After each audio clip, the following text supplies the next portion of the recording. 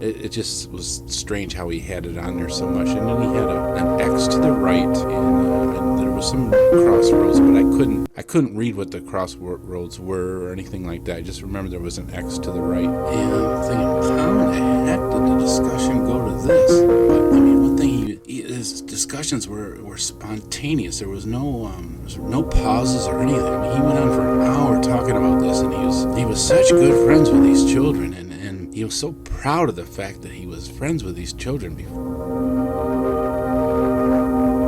I kept thinking to myself, what is so eerie.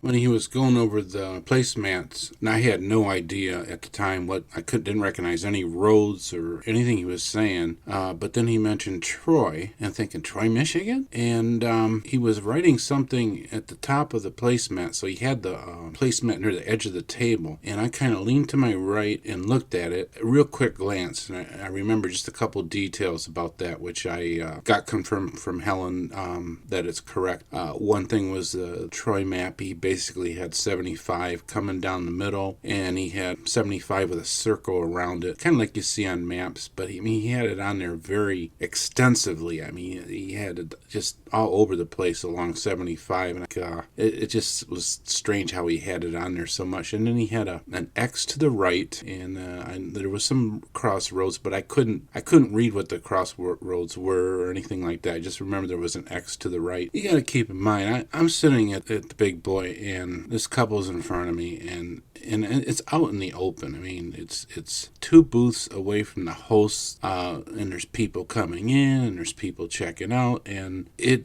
I built like such a resistance to this right away that there's no way I'm going to believe that a murder confession is going on in front of me at a big boy in Alpena. And unfortunately, I didn't recognize anything he was talking about. So, I mean, when something is that bizarre, you invoke it with bizarre thinking or silly thinking. That was the only thing I could do because it didn't make any sense. I couldn't believe for a minute that any of this was real that he was talking about. But the way he talked, it was very, very eerie. It still drew my attention, and I remember leaning forward to hear more, because I couldn't hear everything. Any noise, the host is talking to people as they pay their bills, the cash register, all kinds of things. I could not hear everything, and the discussion was just all over the place. I couldn't even keep track of all the victims he was talking about. It sounded like he knew these children really, really well, and I was just trying to figure out what direction is this discussion going to go. I mean, she was in tears, she was shocked, so she was definitely believing what he was saying, but I'm sitting there and thinking, oh God, this woman can't possibly believe that this guy's telling the truth on this stuff, because it's just so out there. One thing he said kind of early on was that he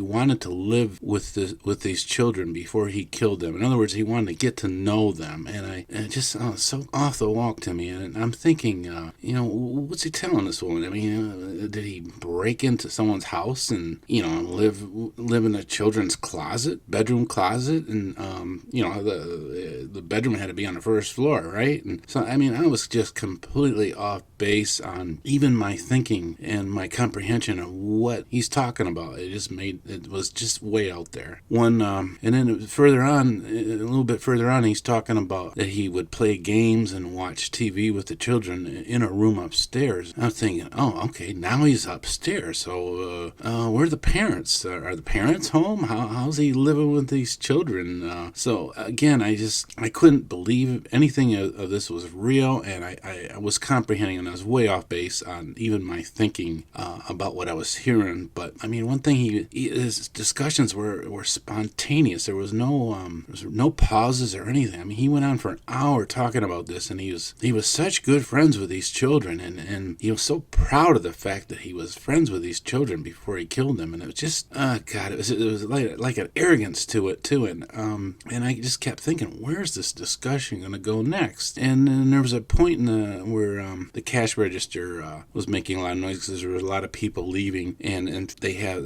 big Beach Boy had this old antique cash register that was noisy, so I couldn't hear for a while. And then when I heard again, just out of nowhere, Lucy in the Sky with Diamonds. And I'm thinking, how in the heck did the discussion go to this? And I'm thinking, I don't know, something like Charles Manson, or that had to do with Beatles songs. I had no idea what in reference that song had to do with the discussion. And that was something that it was just out of thin air. The whole thing was just weird. My friend came back. It was quite a while later, in about the middle of these discussions, and when he came and sat down, I kind of signaled at him. I pointed at the table in front of us, and I said, "Listen." And he nodded his head, kind of like he acknowledged that, and he sat down, and I assumed he was hearing some of this, but I would find out later that he didn't hear anything. He didn't hear any of the discussion behind him, and he was closer than I was to them, and that bothered me, because when they walked out, I asked him, I says, "Well, what do you think of the discussion?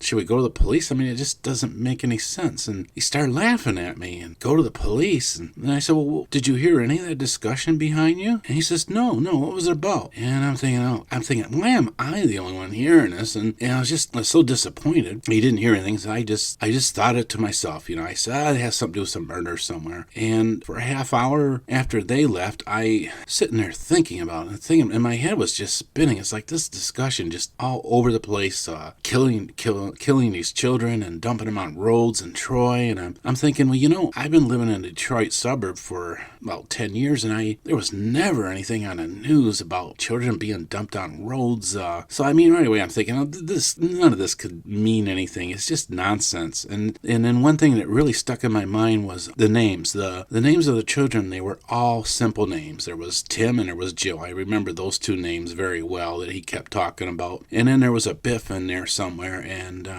now I know that I thought Biff was another victim, but evidently Biff is where he worked. But that name I remember from the discussion, and I'm just thinking, okay, they're all simple names. There's no children being killed in Troy, and so this is all nonsense. And to be perfectly honest with you, I never gave it any more thought after that night. I thought this was just a crazy discussion. It can't possibly mean anything, and that was my conclusions. And I never gave it another thought, and I never got any confirmation of even what I heard was really what I heard.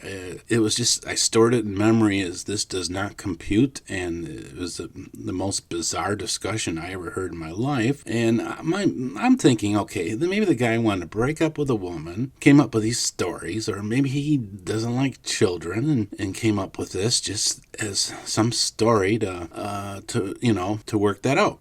There were other things he covered, and I'm not going to be able to name them all right now, but I know he talked about Jill and a backpack and something to do with some storybooks, and that kind of hit me in a funny way too, because Jill to me sounds like a story name. Jack and Jill, it's a fictional name, and of course she's got stories. She's got storybooks in her backpack, so that kind of gave me the idea again. This is just all made up stuff. He did say something about a chicken bone. He left a chicken bone in the back pocket of one of the kids. I kept thinking to myself, what is so eerie, and it's really hard to describe, but I couldn't get over the fact of how he went in so much detail and how he knew these children so well. And I kept thinking, he must have rehearsed this or something. It sounded like he fantasized killing these children. It was so, the way he talked about it, so much mood in how he said it. I was shocked.